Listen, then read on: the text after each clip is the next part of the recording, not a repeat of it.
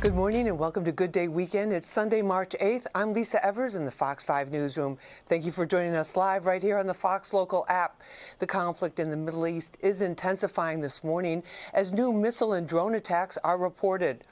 Officials in the United Arab Emirates say Iran launched 16 ballistic missiles and more than 117 drones in new barrages today. The UAE's Defense Ministry says all 16 missiles were intercepted. Most of the drones were also shot down, though 4 landed inside the country. And in Kuwait, a large high-rise building was ablaze with burning parts of the building falling to the ground. The cause of the fire is not yet known, but it came after Kuwait suffered a wave of Iranian drone attacks. The attacks come as Iran's president warns strikes on U.S. targets across the region could increase. Meanwhile, Israel continues airstrikes in Iran and Lebanon as the 9-day conflict expands and raises fears of a wider regional escalation. An NYPD officer dies overseas while supporting Operation Epic Fury. Officer Sarifli Davius suffered a fatal medical issue and died while deployed in Kuwait. Before being deployed, Davius served with destruction in Joint Task Force Empire Shield, helping protect key sites across New York. He joined the NYPD in 2014, servicing Brooklyn's 79th precinct. Officials, including Governor Hochul and Mayor Mamdani, say his career was defined by service to both his country and New York. They're offering condolences to his wife and family as the city mourns his loss. Violence breaks out at Gracie Mansion as clashes between protesters and counter-protesters erupt in violence. It all ended with arrests, 2 of them teenagers, accused of throwing suspicious devices. It happened yesterday afternoon when police say 2 separate demonstrations got into a scuffle. One was an anti-Muslim protest, the other a counter-protest.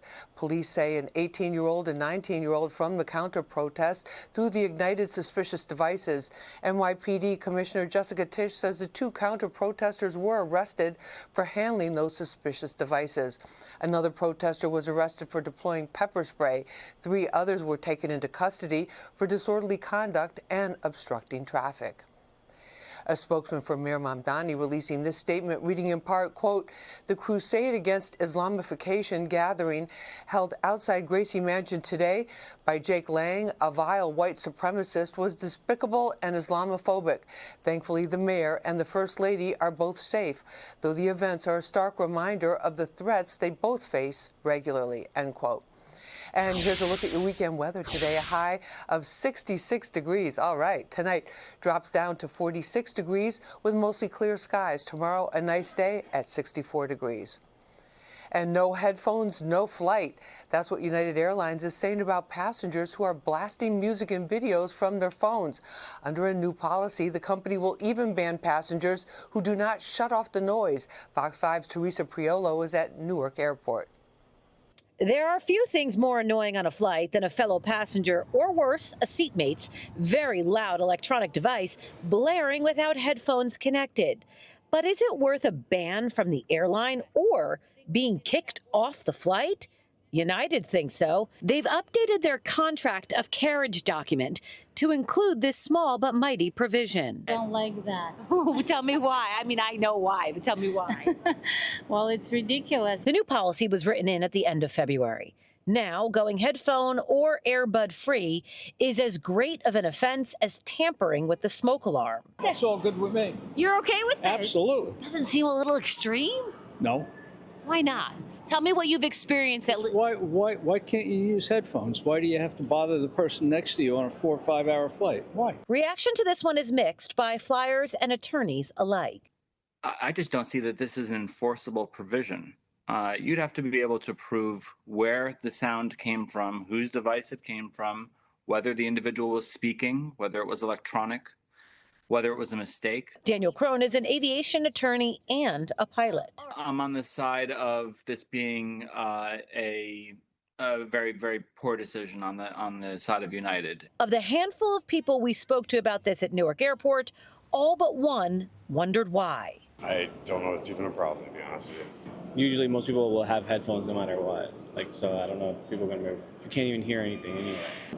If you're like me and you search in your bag long enough, you will find one pair, 2 pairs, and 3 pairs of headphones. Actually, these are from a United flight.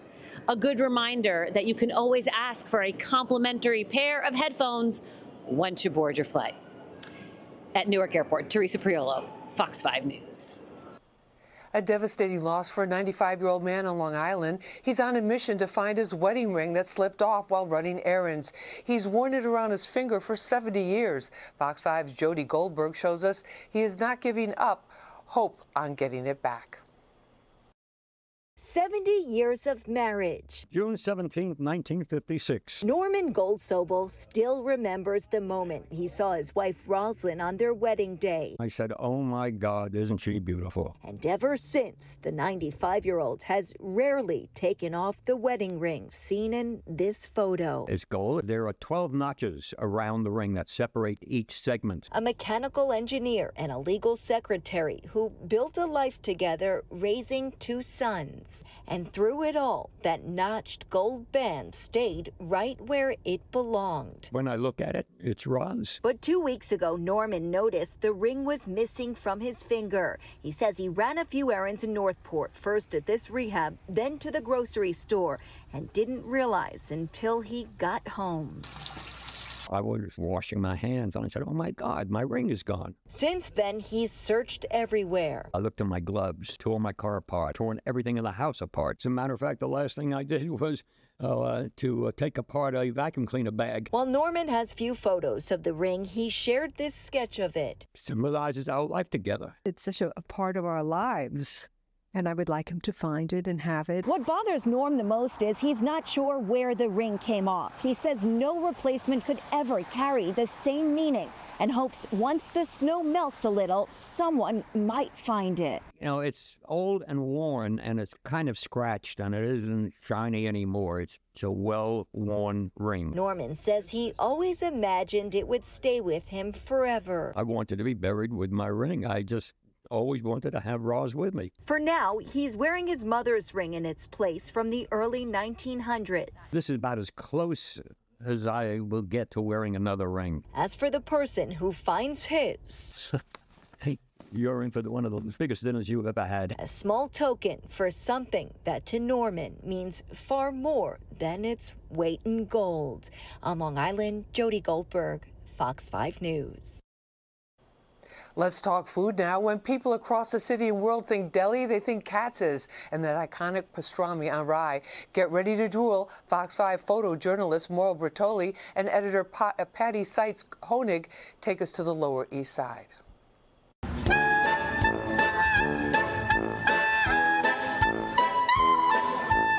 Hi, my name is Jake Dell. I'm the 5th generation owner here at Katz's Delicatessen on the Lower East Side of New York City. We've been here 138 years.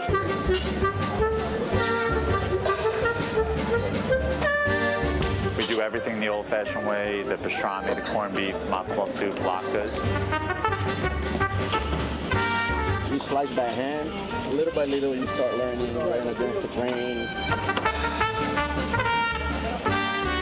I just started looking at the other guys, how they did it, and then I learned. This recipe has been going on for more than 100 years, so it's very special.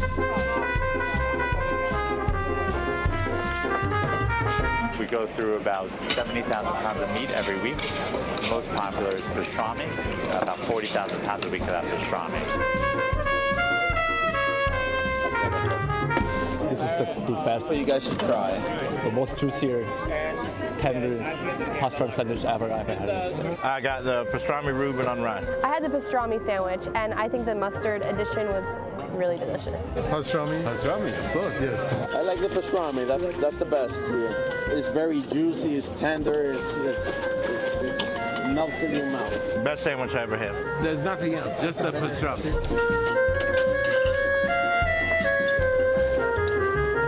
Pastrami is a smoked meat, and the corned beef is pickles. It's the process that is different.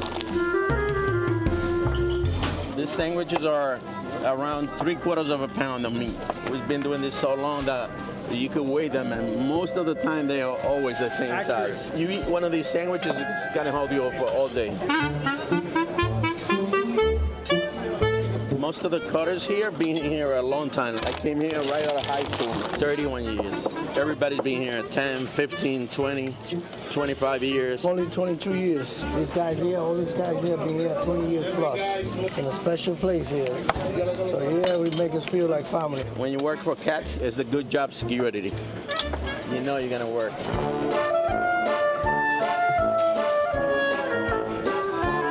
People come from all over the world. I get an idea where I'm going next depending on how nice the people are. People from China, Asia, Europe, everywhere, the Caribbean, United States. I live in LA. DC. I'm from Korea. Albany, Georgia. Greenville, North Carolina. Winter Park, Florida. You can see all of the photos of presidents and insanely famous people, so there's definitely history within these walls. Last time we counted, we had about 800 pictures on the wall, different celebrities, actors, musicians, politicians, kind of whatever your flavor is that's on this wall. But at the end of the day, they're all just here for a sandwich.